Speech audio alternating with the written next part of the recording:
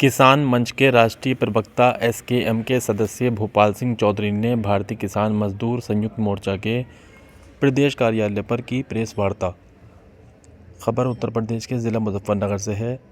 यहां किसान मंच के राष्ट्रीय प्रवक्ता और एसकेएम के सदस्य भोपाल सिंह चौधरी ने भारतीय किसान मजदूर संयुक्त मोर्चा के प्रदेश कार्यालय पर प्रेस वार्ता में एक बेहद चौंकाने वाला खुलासा करते हुए बताया कि संयुक्त किसान मोर्चा के द्वारा दिल्ली आंदोलन के दौरान लिए गए फैसले गलत थे। आंदोलन के दौरान किसान संगठनों के कई बड़े किसान नेता एमएसपी पर अपना वक्तव्य नहीं रख सके, जिसकी वजह से आज भी खामियाजा भुगतना पड़ रहा है। उन्होंने कहा कि जगजीत सिंह डल्लेवाल जो आज दोबारा से दिल्ली में अनशन पर बैठे हैं और उनके स्वास्थ्य को लेकर हम सभी चिंतित हैं। एमएसपी गारंटी कानून पर सरकार अगर अभी नहीं जागी तो हम दिल्ली की तरफ एक बड़ा आंदोलन करेंगे। इस आंदोलन के लिए हमने एक बार फिर से कई किसान संगठनों को मिलाकर एसकेएम तैयार किया है, जो कि आंदोलन की रूपरेखा तैयार करेगा।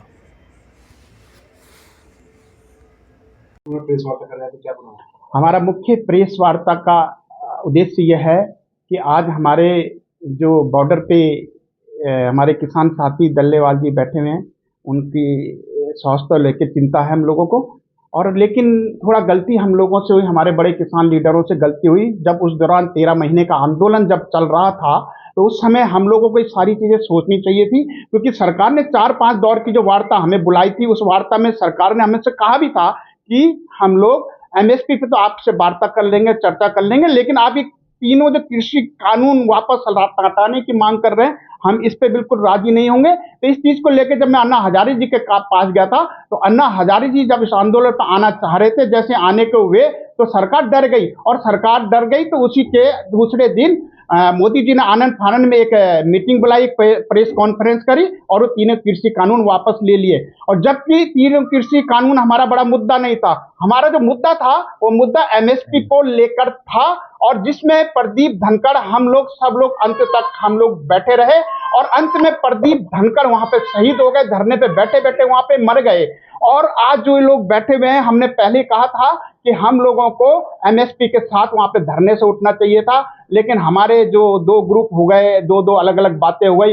एक ग्रुप ने कहा कि नहीं जी, हमारा तो मांगे पूरी हो गई, तीनों कृषि कानून काले कानून थे वापस हो गया। वो काले कानून थे, सफेद कानून, पीले, मुझे नहीं मालूम है कौन से कानून थे, लेकिन हमारा जो मुख्य मुद्दा वो तो रह ही गया आज तक एमएसपी का, जिसके लिए हमारे फिर से डल्लेवाल जी वहां पे बैठे हुए हैं, अनशन कर रहे हैं, और वो बहुत बड़ा चिंता का विषय है। किसकी लापरवाही से हुआ था ये देखिए, हमारे जो बड़े किसान लीडर थे, जब मैं मीटिंग हो रही थी एसकेएम की सिंगू बॉर्डर पे, तो मैंने कहा भी था अपने जो वो हमारे योगेंद्र यादव जी मेरे पे नाराज होने लगे कि नहीं भोपाल सिंह जी, तुम तो सरकार से मिले हुए, तुम तो सरकार की बातें कर रहे हैं। मैंने कहा सरकार की बातें नहीं करना, जब एमएसपी देने को सरकार तैयार है, मोदी जी तैयार है, तो आप लोग मान क्यों रहे इस चीजों को? नहीं आप नहीं, हम तो तीनों कृषि कानून जो है वापस कराएंगे, तभी हम लोग यहाँ से जाएंगे। और वो तीनों कृषि कानून जो वापस हो गए वहां पे, तो ये लोग वहां से उठ के धरना समाप्त कर दिया इन लोगों ने। तो आज ये लोग क्यों बैठे थे?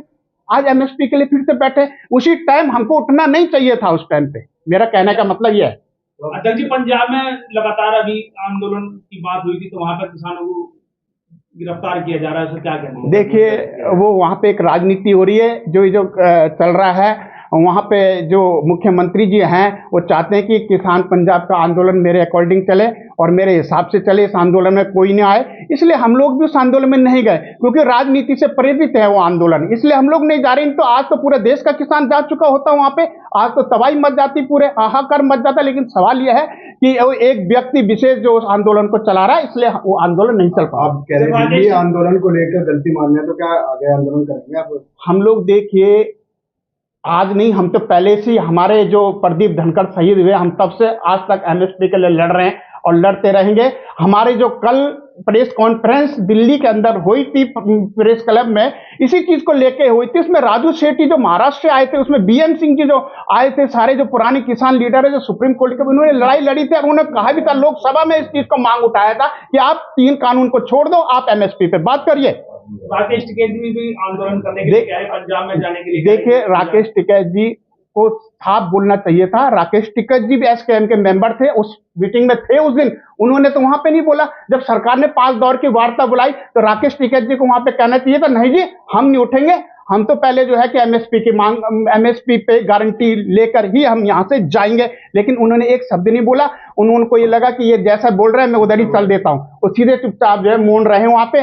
उन्होंने मौका देखा कि जैसे कहीं ऐसा ना हो कि मुझे आंदोलन से बाहर कर दे और आंदोलन किसी और के हाथों में चल जाए। फिर राकेश टिकैत जी वहाँ पे चुप रहे, वही क्या योगेंद्र यादव जी वहाँ पे और आपके दल्लेवाल राजेवाल जी जो गुरुनाम चौधरी सब शांत रहे, कुछ ही किसान थे, इसलिए दो ग्रुप हो गए थे, मतभेद हो गए थे आपस में। तो अब आपका क्या कदम है?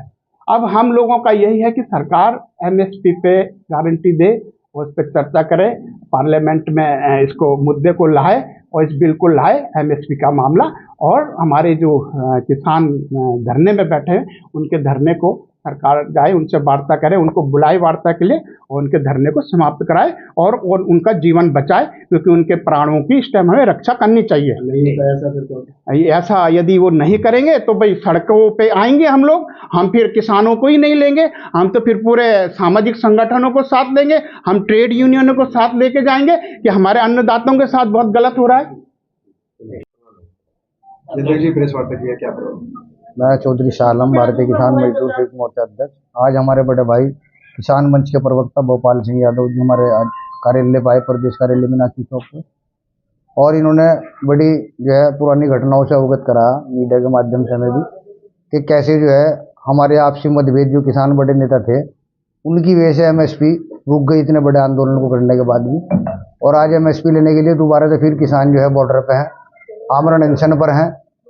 तो ऐसे किसानों की जान की रक्षा के लिए हमने भी एक संगठन अभी वो एक और बनाया, संयुक्त किसान क्रांति मोर्चा।